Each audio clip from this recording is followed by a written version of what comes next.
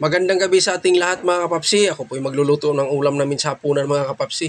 At baka mapansin nyo mga kawali ko mga kapapsi ha. Hindi ko na siya hinugasan dahil may una po tayong recipe nga niluto ko dyan. Nagluto po ako ng adobong manok. Ngayon sabi ko hindi ko na siya hugasan dahil malasang-malasa yung adobong manok eh. Ngayon magigisa lang tayo ng gulay. Puro gulay ito mga kapapsi. Hindi po ako naghalo ng kung anong klaseng karne. Gulay talaga kasi gusto ko talaga kumain ng gulay. Yan, unahin ko yung klabasa. Kasi gusto ko yung kalabasa rin na medyo siya malambot siya kunti para lalapot yung sabaw niyan mga kapapsi. Yan. Tsaka maglagay tayo ng sitaw. Yan. Press na press talaga yung sitaw. Ako na talaga mismo naghiwa dyan. Hindi ko binili yan sa palengke na yung hiwa na. Hindi. Talagang buo ko yan. Binibili. Tapos ako na maghiwa para mapipilian ko talaga at malinisan ng maayos. Tsaka naglagay tayo ng kalating basong tubig mga kapapsi. Pangpalambot lang natin dyan mamaya mga kapapsi sa ating gulay. Pag kulang pa magdagdag tayo uli ng kalahati. Siyempre, di mawawala yung paborito ko mga kapapsi, talong. Yan. Ilagay po ako ng talong.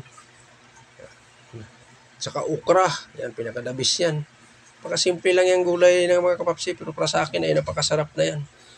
Yan. Kunting halo-halo na lang yan mga kapapsi. At marami na rin po akong upload mga kapapsi. Nakikita nyo siguro mga upload ko. Bago ako maglagay ng sabaw, tubig, ang nilalagay ko muna is tuyo. Ito mga kapapsi, baliktad. Ilagay muna ako ng tubig at saka ko nilagay yung toyo. Saka paminta. Lahat ng recados mga kapapsi, hinalo ko na dyan para retso-retso na tayo.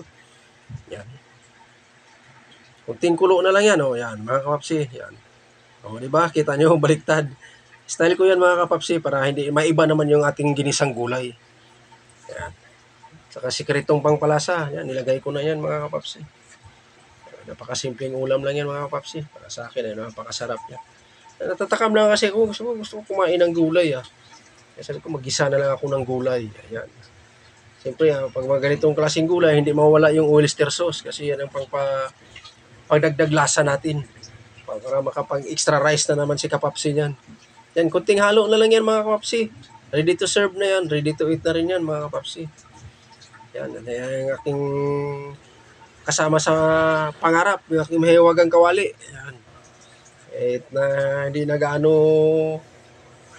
nagagamit ko dahil minsan lang ako nag-upload dahil busy po tayo sa ating araw-araw na gawain mga kapapsi, siya pa rin ang kasama ko. At ako po ay nagpapasalamat sa inyo mga kapapsi, kamamsi sa walang sawang suporta niyo sa akin.